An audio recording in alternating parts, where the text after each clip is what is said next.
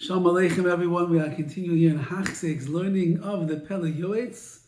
Today is day number 133, first day of Hanukkah, and we are beginning a new chapter called Gozel, Thievery and Stealing. Perhaps maybe the connection between Hanukkah and this parak over here is Yavan came along to be Gozel, to steal our neshamas and steal our Jewish identity, our pride in being Yidden.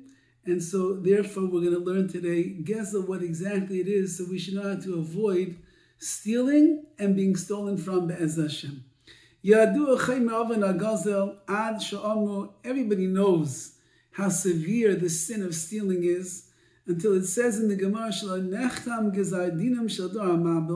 in the Dor HaMabel, the generation of the flood, the reason, what sealed the deal over there, that Hashem decided to bring the flood and destroy the world, Ela ala Gazla, because they were thieves. They were going around and stealing.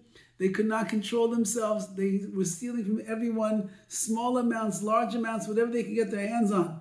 And when HaKadosh Baruch Hu saw such thievery, which is the opposite of what the humanity is supposed to be, we're supposed to be people of chesed, of giving. That's why the world is here. We're supposed to give and take care of other people. You steal from somebody, you deny them. Not only do you not give, you deny them what belongs to them. And the cruelty that is involved in it, that destroyed the world. And he writes, as long as the stolen object is in your hands, your prayers are not going to be heard. And in the world to come, in Gehenna down there, they're going to feed you very good. Gachali resamim, coals, rosem coals. Now, what are resamim? Even they're coals that even when it looks like it's no longer lit, it's still exceedingly hot. And those coals are going to burn a person forever and ever as they are fed them for all the gezel that they did in this world. A person will have to come back as a gilgul. They'll have to come back in another lifetime in order to repay that which they stole. Says the Pele Yoetz, I've written in another one of my works called Oyres Elim, Maisa Nifla, a wondrous story. She'era b'yimei Rav Yisrael Baal Shem Tov, that happened in the times of the Baal Shem Tov. Sheba'echa b'gilgul sus, a person came back in a gilgul in another life as a horse, not as a person, not as a tzaddik, not even as a poor man. He came back as a horse. And he had to work very hard as that horse in order to repay the debts that he had from a previous life. So if you want to come back as a horse, or a dog, or a cat, or something else that's going to have a wretched life as an animal, just hold on to the stuff that you're stealing. But if you want to leave this world clean, make sure that you return and you don't steal things from other people. There are those who say, what it writes in Chazal Sham, where they say, when it comes to the sins between man and his fellow man, Yom Kippur is not going to be mechaper, atone, until you appease your friend.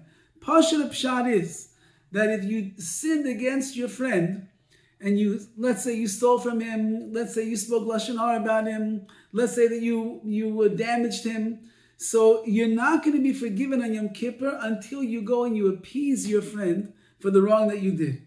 However, he has a revolutionary pshat over here. Even in the sins that exist between you and HaKadosh Baruch Hu, you will not be forgiven until you return the stolen object, and you appease and pacify your friend that you stole from. Similar to what he said before, as long as the gezel is in your hand, your tefillah, your prayers are not going to be heard.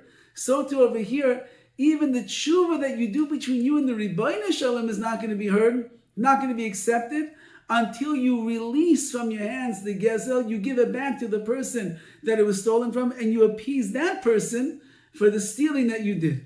You'll see what I write later on when we speak about the mitzvah of tshuva. Chaval on those that are not careful. Shenasalem hagazel keter. They think that stealing is mutter, it's permissible. Machma shasu leishinu Hashem, because they change around the way that they look at gezel. They don't call it gezel, not stealing. Because me, I would never steal. B'shem charifas, I'm very shrewd in business. V'charitzas, I'm very sharp in the way that I do things. I'm diligent in my business dealings. V'ishtadlus, I had to make hishtadlus. I had to make some kind of effort over here. How can I make a living by doing such a thing? You call that stealing? That's not stealing. Everybody does that in business these days. And they thank the Rabbi Shalom that they did this stealing, which they don't call stealing, and they were matzlich and they succeeded. You see, that's a proof.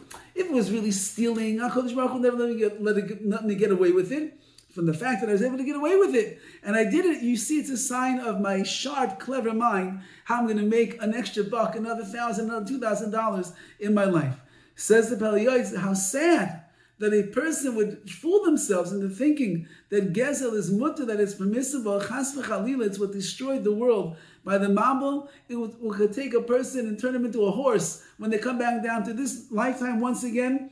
And it's something that your tefillahs are not going to be heard, and even your tshuva to HaKadosh Baruch Hu will not be accepted until you return and apologize for the gezel that you did to another person. All the best.